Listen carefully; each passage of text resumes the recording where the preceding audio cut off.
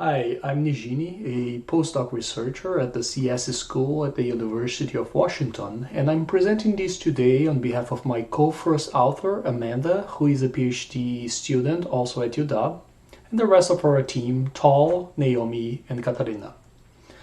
To answer this research question, do cross-cultural differences in visual attention patterns affect search efficiency on websites? We conducted an online experiment on Lebanon Wild with North Americans and Japanese participants, as previous research identified that they tend to focus on different aspects of a scene. More specifically, Westerners were found to focus on foreground elements of a scene, while Easterners focus on contextual elements and their relations. For example, this is what Westerners tend to focus at when describing an underwater scene compared to what East Asians do. Actually, one of our main contributions is that we provide a comprehensive literature review of the studies that show this phenomenon. We extended that work by investigating whether those findings are also true for website designs. That would inform if website users from around the world would need different site designs to find and remember the same relevant information. To answer that, we conducted an experiment that goes like this.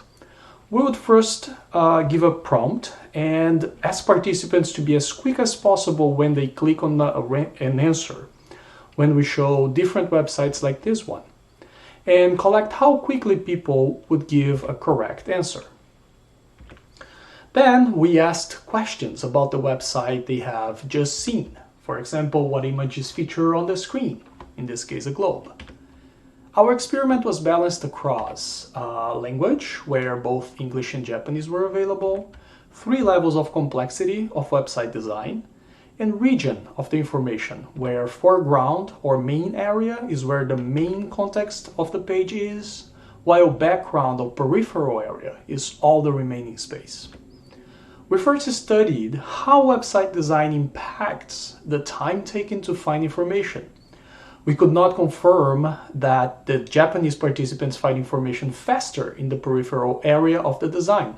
Actually, there is a clear tendency for Japanese participants to take more time to answer in both cases, as measured by the log transform time shown here in the y-axis, while in the x-axis, we are showing the 3 levels of website design complexity. In this case, we could only find the statistical significance for the difference in the high complexity designs. This shows cross-cultural differences in general, but does not confirm our hypothesis. Our next step was to study how website designs impacts information recall, and if Americans would focus more on the foreground than Japanese. Our models again show that is not the case as well.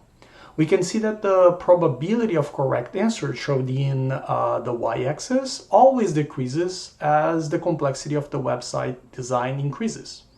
That happens regardless of where the information was positioned in the website design. In this case, we could again find significant difference between countries, but in the opposite direction that we initially hypothesized, and only for peripheral information in the more complex designs. In summary, do cross-cultural differences in visual attention affect information search on websites? Yes, Americans tended to be faster and recall more information regardless of information position and site complexity.